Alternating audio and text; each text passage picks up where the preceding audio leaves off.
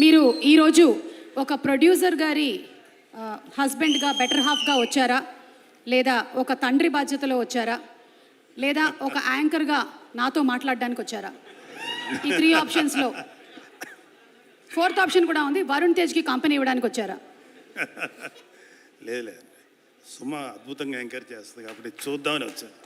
మిగతా అన్ని పద్మజ గారు, ఐఎమ్ సో సారీ. తర్వాత thank you very much. And అంటే నేను స్టేజ్ మీదకి మాట్లాడే ఓపిక లేదు, అది కూర్చొని మాట్లాడతాను. ఇదే అనుకుని మా అందరూ వినండి. ఈ వంశీ ఏదో డైరెక్టర్ వంశీ తోటి ఒక ఐడియా, మన ఫణి గారు నాకు మంచి సన్నిహితుడైన వ్యక్తి, ఇలా ఒక కథ ఉంది వినండి అంటే నేను పెద్దగా పట్టించుకోవాలా. ఎన్నో కథలు వస్తుంటాయి, ఏమి వినమంటున్నాడు నేను వదిలేశాను. ఈలోగా న్యూయార్క్ కూడా అని అడిగితే నేను వింటాను అంది. న్యూయార్క్ వినిన తర్వాత నన్ను అడిగింది, ఒక్కసారి కథ విను నాన్న, నాకైతే బాగా నచ్చింది అంటే, ఏముంది వీళ్ళు అంటుంటారు కదా. సరే నిన్న ఆ వంశీ అనే అబ్బాయి మాత్రం ఆల్మోస్ట్ ఫైటింగ్లో ఒకటిను డ్యాన్స్లో ఒకటి చేయలే, మిగతా అన్నీ స్క్రీన్ మీద చేసి ఇంక్లూడింగ్ హీరోయిన్ క్యారెక్టర్తో చేసి చూపించాడు. కాకపోతే ఆ పెర్ఫార్మెన్స్ కంటే కూడా బిహైండ్ స్క్రిప్ట్ ఎంత పవర్ఫుల్గా ఉందని నేను అది ఆలోచించాను. నాకు చాలా నచ్చింది. నాకు చాలా నచ్చిందంటే ఈ సినిమా పర్ఫెక్ట్గా ప్రజెంట్ చేస్తే మాత్రం మంచి సినిమా అవుతుంది, మంచి సక్సెస్ఫుల్ సినిమా అవుతుంది అని అప్పుడు నేను అనుకున్నాను. అయితే నేను ఒకటి అనుకుంటాం కుదరదు కదా, చాలామంది విని బాగుంది అనుకున్నారు. అయితే మధ్యలో ఒక న్యూయార్క్ అంటే తను ఒక మంచి న్యూయార్క్ జడ్జిమెంట్, నాకు చాలా నమ్మకం న్యూయార్క్ జడ్జిమెంట్ మీద. చాలా బాగా జడ్జ్ చేస్తుంది, ఎక్సెప్ట్ హర్ ఫస్ట్ ఫిలిం, మిగతా అన్నీ పర్ఫెక్ట్గా జడ్జ్ చేసింది. అది సినిమాలో యాక్టింగ్ కానీ లేకపోతే ఎస్పెషల్లీ ఈ ఓటీటీ ప్లాట్ఫామ్స్. సరే తనేమందంటే కొంచెం మరి ఆ కమర్షియల్ థింకింగ్ ఉంటుంది కదా, తనేమందంటే ఒక 2-3 నోన్ ఆర్టిస్టులతోటి, అందరూ న్యూ ఫేసెస్ కదా, నోన్ ఆర్టిస్టులతో చేస్తే బాగుంటుంది అని నీహారిక అంది. నాకేమనిపించింది అంటే, వాళ్ళు చెప్పినప్పుడు అందరూ కుర్రోళ్ళు ఫ్రెష్గా ఉన్నారు కదా, మళ్ళీ వీళ్ళ మధ్యలో ఒక నోన్ ఆర్టిస్ట్ ఏంటి, ఏదో నాకు అనిపించింది. బట్ నీహారిక ఆర్గ్యుమెంట్ ప్రకారం చూసుకుంటే అది ప్రొడ్యూసర్గా అది రైటే, కానీ నేను ఒక సినిమా చూసే వ్యక్తిగా ఇలా కొత్త కుర్రోళ్ళతోటి ఫ్రెష్గా, అంతకుముందు వాళ్ళ మీద ఎటువంటి ఇమేజ్ లేకుండా, అంటే కంటెంట్ మాత్రమే మన బ్రెయిన్లోకి వెళ్తుంది అనే నమ్మకంతో నాకు అది అనిపించలే. నేను అక్కడ డిఫర్ అయ్యాను న్యూయార్క్. బట్ అల్టిమేట్గా డైరెక్టర్ అనుకునేది చేశాడు. నేను ఇప్పుడు ఇందాక దిగి లోపలికి వచ్చే ముందు జనరల్గా నేను చుట్టుపక్కల యాంబియన్స్ ఏదో పెద్ద ఆలోచించను, కానీ అక్కడ ఈ పోస్టర్స్ 2 చూసిన తర్వాత చాలా బాగా అనిపించింది. నాకు చాలా ఫ్రెష్గా చాలా బాగుంది అనిపించింది. అంటే ఒక చిన్న నాస్టాలజీ ఫీలింగ్ ఏంటంటే, చిరంజీవి గారు మొదటి సినిమా పునాదిరాలు చేశారు. పునాదిరాలు చేసేటప్పుడు అన్నయ్య గారు అందరూ ఇంచుమించు ఒక 6-7 మంది కుర్రోళ్ళు అట్టు చేశారు. ఇంచుమించు ఇదే ఏజ్ గ్రూప్ ఉన్నవాళ్ళు అనమాట. అప్పుడు నేను చదువుకున్నాను. నావో బిద్గోరా ఈ సినిమా ఇట్లా ఉందని చూపిస్తే, నేను దీంట్లో ఈ క్యారెక్టర్ చేశాను, ఇలా చేశాను అని అన్నయ్య నాతో షేర్ చేసుకున్నాను. అన్నయ్య కూడా ఎంతూజియాస్టిక్. అన్నయ్యకి 26 ఏళ్ళకి వెళ్ళిపోయాడు ఇండస్ట్రీకి. ఐ థింక్ వీళ్ళందరికీ అదే ఏజ్ గ్రూప్ ఉంటుంది, 22, 23, 24. సో 25 ఏళ్ళకి అన్నయ్య నాతో షేర్ చేసుకుంటుంటే, మాకు కూడా మా అన్నయ్య సినిమాలో యాక్ట్ చేస్తున్నారు కదా, అదొక చిన్న సాటిస్ఫాక్షన్ ఉండేది. సో అక్కడ కూడా విలేజ్లో వీళ్ళందరూ యంగ్స్టర్స్ అందరూ చేస్తుంటే, బహుశా అలాంటి ఫీలింగే వీళ్ళలో కూడా వచ్చి ఉంటుందేమో, అలాంటి ఎమోషన్స్ వచ్చి ఉంటాయేమో అనిపించింది. అలాగే మనూరు పాండవులు చేసినప్పుడు కూడా అందరూ ఇంచుమించు ఒక భానుచందర్ కాదు, ప్రసాద్ బాబు గారు తప్ప అందరూ కొత్త వాళ్ళే, అది 5గురు. సో నాకు అంటే ఇప్పుడు పెద్ద హీరోస్ ఉన్నారు ఇక్కడ, అడవి శేషు ఉన్నారు, వరుణ్ బాబు, తేజు, ఇంకా చిరంజీవి గారు, పవన్ కళ్యాణ్ గారు, డిప్యూటీ సీఎం ఇవన్నీ కాకుండా ఇంకా వెంకటేష్ గారు, నాగార్జున గారు, ఎన్టీఆర్, నేమ్ ఎనీవన్, అల్లు అర్జును, లేకపోతే ఇంకా చరణ్ బాబు, ఇంతమంది ఆర్టిస్టులు వీళ్ళందరూ సినిమాలు చూసేటప్పుడు ఏమవుతుందంటే వాళ్ళకు ఒక ఆరా ఉంటుంది, ఏదో జరిగిపోతుంది, ఏదో చేస్తారు అనే ఎక్స్పెక్టేషన్తో వెళ్తారు. ఇలాంటి సినిమాలకి కేవలం ఒక మంచి పబ్లిసిటీతోటే ముందుకు వెళ్తే 100% సాటిస్ఫాక్షను ఇలాంటి సినిమాల్లో వస్తుంది. ఎందుకంటే మాకు ఏ ఎక్స్పెక్టేషన్ లేకుండా చూడటం వల్ల. సో నాకు ఈ మధ్యకాలంలో శేఖర్ కమ్ములు గారి, ఈ మధ్యకాలం కాదు చాలా కాలం అయింది, శేఖర్ కమ్ములు గారి సినిమా ఒకటి వచ్చింది, హ్యాపీ డేస్. ఎస్, ఆ తర్వాత అంటే ఎక్కడైతే యంగ్స్టర్స్ ఉంటారో అక్కడ ఏంటంటే నాకు అనిపించేది వాళ్ళలో ఎనర్జీ ఉంటుంది, ఒక తెలియని ఎనర్జీ ఉంటుంది. అది ఒక్కొక్కసారి ఓవర్ బోర్డ్ అవుతుంది, ఒక్కొక్కసారి కొంచెం ఏదైనా తేడా జరగచ్చు. కానీ ఏది జరిగినా ఆ ఎనర్జీ తాలూకు ఇంపాక్ట్ మాత్రం ప్రతి ఒక్కళ్ళు ఫీల్ అవుతుంటారు. సో ఈ సినిమాకి చెప్పిన కథ, మన వంశీ చెప్పిన కథ మాత్రం నాకు చాలా నచ్చింది. సరే, ఇక్కడ ఆర్టిస్టులుగా చూసుకుంటే ఒక కురుబుద్ధుడు సాయి కుమార్ తప్ప మిగతా అందరూ కొత్తగా ఉన్నారు. కానీ ప్రతి కుర్రవాడి వెనకాల అవి కేవలం స్టిల్స్లా లేవు, వాళ్ళ వెనకాల వాళ్ళ యాటిట్యూడు, వాళ్ళ ఏదో ఫీల్ తెలుస్తుంది అక్కడ చూస్తున్నంటే. సో వీళ్ళల్లో ఆ కుర్రోడు అబ్బాయి పేరు ప్రసాద్ బెహ్రా, అబ్బాయిని కొంచెం టీవీలో చూసాం. మంచి డైలాగ్ రైటరు, కానీ అతనికి సినిమాలో చేయాలని కోరిక ఉంది. Prasad, you can try for a good dialogue writer, అది కూడా ట్రై చేయి. ఎందుకంటే కొన్ని ఎపిసోడ్స్ చూశాను టీవీల్లో తను చేసింది, చాలా బాగా రాస్తున్నాడు, చాలా కాంటెంపరీగా రాస్తున్నాడు. మిగతా వాళ్ళ గురించి నాకు ఇంకా డీటెయిల్ తెలియదు కూడా తప్పుగా అనుకోకండి, మీరు అందరూ డెఫినెట్గా ఎక్సలెంట్గా చేస్తుంటారు. నేను ఆ ట్రైలర్ చూసినప్పుడు మాత్రం నాకు చాలా బాగా చేశారనిపించింది అందరూ. అండ్ ఈవెన్ హీరోయిన్స్ వాళ్ళ పాత్రల పరిధికి చాలా బాగా చేస్తుంటారని ఎక్స్పెక్ట్ చేస్తున్నాను.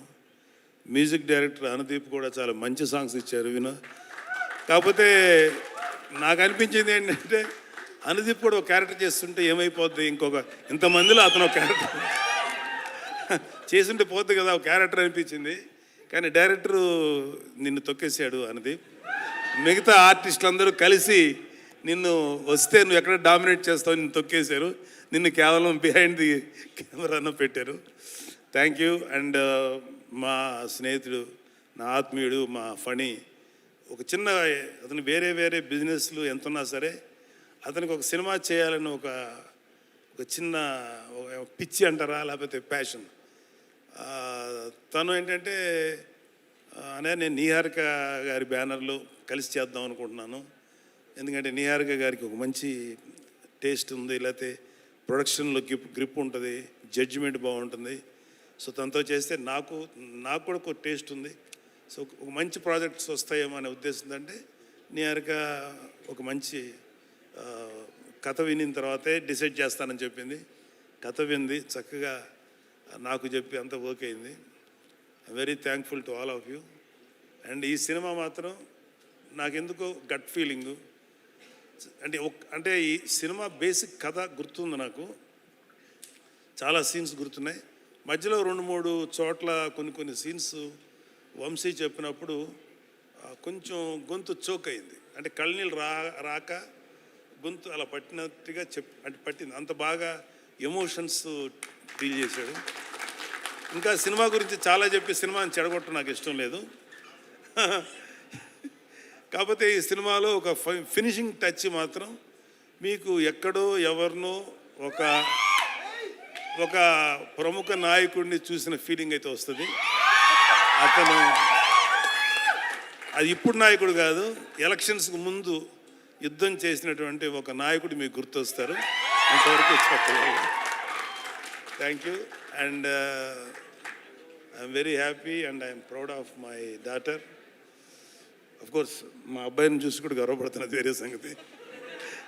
మా అబ్బాయినే కాదు, మా మేనలుడు, ఇంక్లూడింగ్ అక్కడ అడిశేష్ ఉన్నాడు, అడవి శేషు కళ్యాణ్ బాబు గారిది పంజాలు యాక్ట్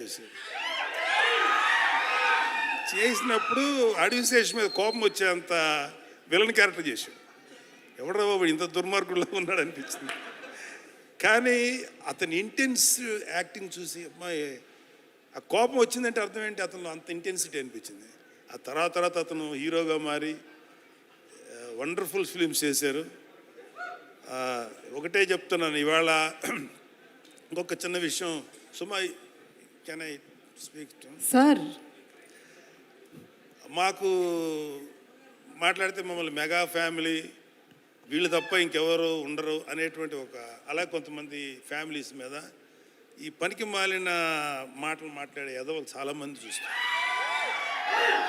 మాకు అలాంటి ఫీలింగ్ లేదు. సినిమా ఇండస్ట్రీ మా అబ్బ సొత్తు కాదు, మా నాన్న సామ్రాజ్యం కాదు, మా తాత సామ్రాజ్యం కాదు. అలాగే మన అక్కినేని గారి ఫ్యామిలీయో నందమూరి ఫ్యామిలీ సామ్రాజ్యం కాదు, అందరిది ఇది. సో ఇవాళ అడవి శేషు గారు లేకపోతే ఎంతోమంది యంగ్స్టర్స్ ఫిల్మీ ఫ్యామిలీ సంబంధం లేకుండా దే ప్రూవ్డ్ వాళ్ళకి ఎవరు అడ్డం వచ్చారు, వాళ్ళ టాలెంట్స్ వాళ్ళు పైకి వచ్చారు. ఏమో ఇప్పుడు ఈ కుర్రాళ్ళల్లో ఎవరు ఏ రేంజ్కి వెళ్తారో ఎవరు ఊహించిన కూడా ఊహించలేరు. ఏమో ఎంత గొప్పగా వెళ్తారు. ఎందుకంటే ఇవాళ ఒక సినిమాలే కాదు, ఎన్నో ఓటీటీ ప్లాట్ఫామ్స్ ఉన్నాయి. వాటిలో దేంట్లో వచ్చినా అద్భుతమైన పేరు వస్తుంది. సో ప్రతి వాళ్ళు ఫస్ట్ ఏంటంటే ఒక మంచి కంటెంట్ ఉన్న సినిమాకి, కథ ఉన్న సినిమాకి ట్రై చేయండి.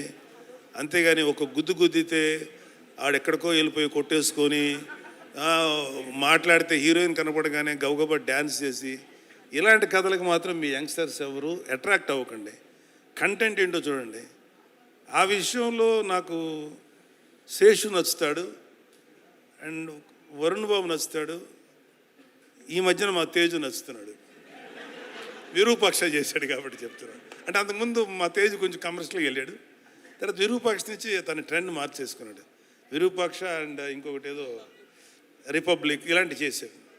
సో ఒక వరుణ్కి నాకు ఒకసారి డిస్కషన్ వచ్చింది, ఎందుకురా నువ్వు కొంచెం కష్టమైన క్యారెక్టర్లు సెలెక్ట్ చేసుకుంటావు, చాలా కమర్షియల్ సినిమాలు చేయొచ్చు కదా అంటే, నాన్న ఒక 100 సినిమాలు రిలీజ్ అనుకున్నానా, అందులో ఒక 10 సినిమాలు కొంచెం డిఫికల్ట్గా అంటే కొత్తదనంగా ఉంటాయి. వాటిల్లో కనీసం ఒక 5 సినిమాలన్నా ఆడటానికి అవకాశం ఉంటుంది. 90 సినిమాలు రెగ్యులర్ కమర్షియల్ సినిమాలు ఉంటాయి. ఈ 90 సినిమాల్లో ఒక 10-15 ఆడతాయి.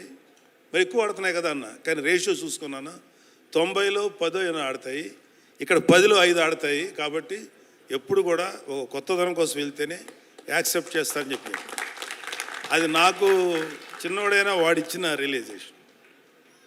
అలాగే నిహారిక అంటే కొంచెం సెల్ఫీ వేసుకోవాలి కదా నా పిల్లల గురించి, తప్పదు. ఎవరు సెల్ఫ్ వాళ్ళు వేసుకున్నారు, ఇక్కడ మన డబ్బా మనమే కొట్టుకోవాలి కదా. ఏదో గుర్తు రావక్కర్లేదు, నేను సీరియస్గా అంటున్నా. Niharika my sweetest kid. ఎంత స్వీటెస్ట్ అంటే ఇలాంటి చిన్న పిల్లప్పుడు ఒక 3 ఏళ్ళు ఆ టైం ఉన్నప్పుడు ఇంకా స్టార్ట్ అవుతుంది కదా, 4 ఏళ్ళ తర్వాత 5 ఏళ్ళ తర్వాత అమ్మ ఇండిపెండెంట్గా పడుకోండి అంటే ఆ బెడ్రూమ్లోకి వెళ్ళి పడుకునేది. వాళ్ళ అమ్మ వంటింటికి వెళ్ళాక సైలెంట్గా వచ్చి నేను ఇక్కడే పడుకుంటాననేది. సరే అమ్మ, మరి మీ అమ్మ తన్నేసి బయటికి పంపుతుంది కదా, అమ్మ చూడకుండా దాచిపెట్టేది. అప్పుడు నా షర్ట్ తీస్తే షర్ట్ లోపల దాక్కునేది. అప్పుడు ఇంత ఉండేది కదా, ఇంతే ఉండేది. దాక్కొని పడుకొని పద్మ వచ్చేది, ఎక్కడుందని దాని తెలుసు, పడుకుంది. పద్మ లేదు, పద్మ ఇక్కడ అని చెప్పాడు. ఇలాగేదో సో ఒకటే చెప్తున్నాను. ఇప్పుడు ఇందాక ఒక పాప ఎవరో ఎమోషనల్ అయ్యింది. ఇవాళ మన కళ్ళ ముందు ఆడపిల్లలు ఎంత గ్రోత్ చూపిస్తారు, ఎంత గొప్పగా ఎదుగుతారు అనేది మన సుమ. నాకు తెలిసినంత వరకు సుమ కామెడీగా మాట్లాడుతుంది, సరదాగా ఉంటుంది. కాబట్టి నేను ఎప్పుడు సుమని కామెడీగా తీసుకోను. ఎందుకంటే నాకు తెలిసి ఈరోజు కాకపోయినా ఇంకొక 1 year తర్వాత 2 years తర్వాత అయినా డెఫినెట్గా సుమ ఒక legendary anchor, legendary host. Suma చాలా గ్లామరస్గా స్టైలిష్గా ఉండదు. సుమ ఎక్కువ ఏమన్నా, కానీ సుమ స్టేజ్ ఎక్కిందంటే దుమ్ము దులిపేస్తుంది. నేను చూసిన సుమ ఉందా పర్లేదు కొంచెంసేపు మనకి టైంపాస్ అవుతుంది అని, అలా ఉంది సుమ. జబర్దస్త్ వాళ్ళ అదృష్టం ఏంటంటే అప్పటికి జబర్దస్త్ వాళ్ళు రాకముందు సుమ ఇండస్ట్రీకి వచ్చింది. సుమ జబర్దస్త్కి రాకుండా చాలామందిని కాపాడింది. అంత గొప్ప అంటే ఆడవాళ్ళల్లో అంత కామెడీ ఉంటుంది అనేది నాకు కూడా అందలేదు.